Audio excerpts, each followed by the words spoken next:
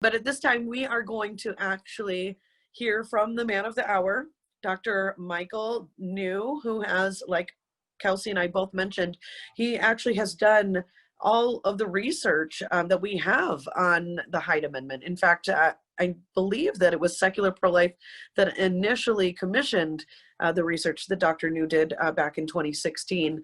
But that information has become very valuable to the pro-life movement as a whole, and as Kelsey clearly articulated. So now we're going to hear from the man who has done the research, who can speak to exactly why and how we know that the Hyde Amendment has in fact saved these lives. So welcome to the online event, Dr. New.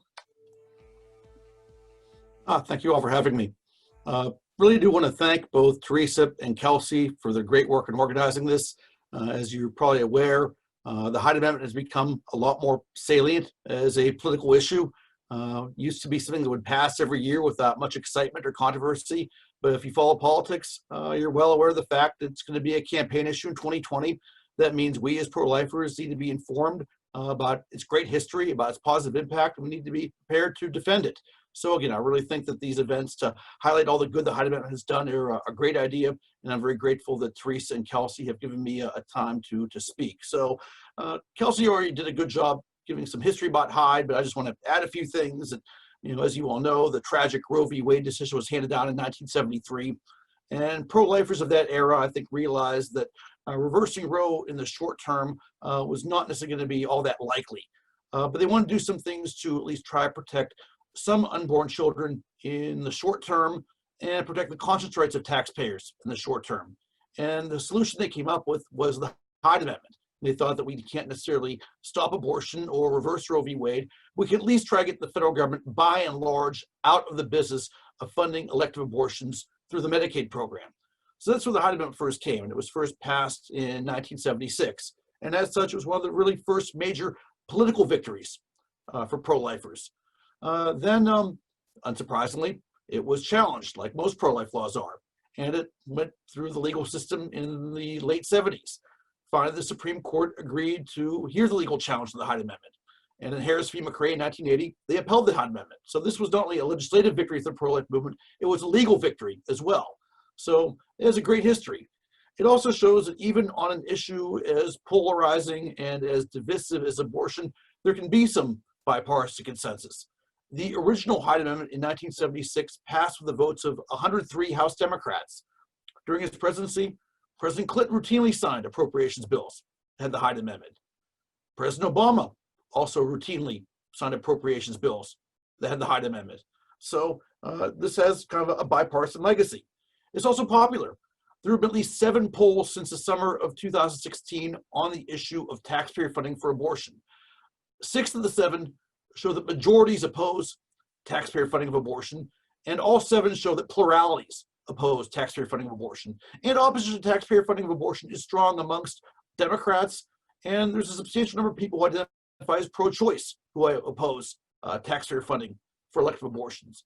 But the most important legacy of the Hyde Amendment, in my opinion, is the fact that it has saved lives. And since I'm speaking, I got some good news for you. I have a PowerPoint presentation. So I'm going to share the screen here. I hope this works. And I have a short presentation to just go over some of the research about the impact of the positive impact of the Hyde Amendment. So again, when it comes to kind of research on sanctity of life issues, very often there's lots of disagreement. Sometimes pro-life researchers say one thing, and quote-unquote pro-abortion or pro-choice researchers say something else. But on the issue of taxpayer funding for elective abortions or limits on Medicaid funding for abortion, there's a lot of consensus. Because basically everybody agrees you cut off taxpayer funding for abortion, abortion numbers go down. And there are at least 3 studies of this that have come out in the past 11 years.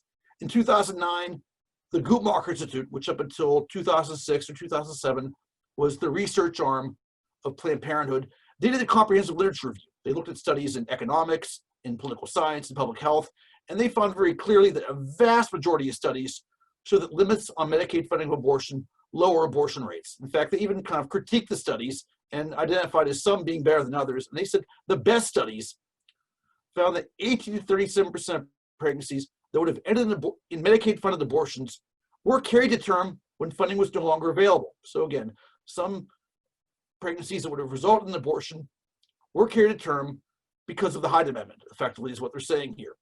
In 2010, the Center for Reproductive Rights, obviously a group that supports legal abortion, they did a study. They found the Hyde Amendment saved around 1 million lives. My 2016 Charlotte Lozier Institute study, which I revised this past summer, found the Hyde Amendment saved over 2.4 million lives. So we have just a real consensus here. We have two groups that support legal abortion. We have me, I'm pro-life. We all agree the Hyde Amendment has had a big impact and has saved literally millions of lives since 1976. Now, we heard about the 1 in 9 statistic, and that's a statistic that I helped calculate when I did my Lozier Institute study 4 years ago. And again, I identified 3 studies, and most of the research I've looked at, just for some background, looks at how the Medicaid funding of abortion affects abortion rates. But there's a few studies that look at how limits on Medicaid funding of abortion affect birth rates, and specifically birth rates to women on Medicaid. And if you see kind of on the slide, there's a very kind of strong consensus here that when you look at these studies, there's a very strong consensus that, again, when you cut off Medicaid funding for elective abortion, birth rates increase. And they increase pretty consistently, anywhere from about 11.4% to 15%. And Guttmacher actually praises all 3 of these studies for having strong research design. So I've averaged that the birth rate to Medicaid, to women on Medicaid, increased by about 13% when you cut off taxpayer funding for elective abortions.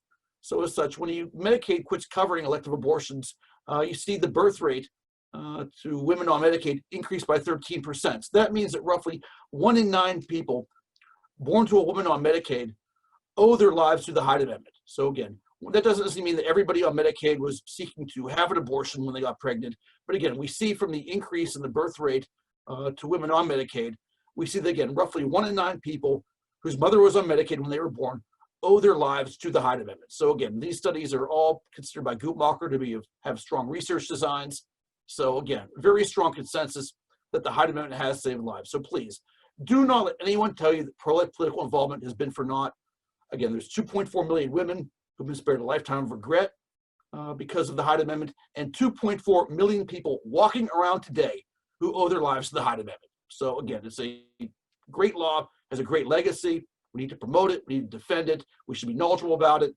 And again, I really want to thank both Teresa and Kelsey for giving me some agenda time. If you have questions, you can feel free to email me, michael.j.new@gmail.com.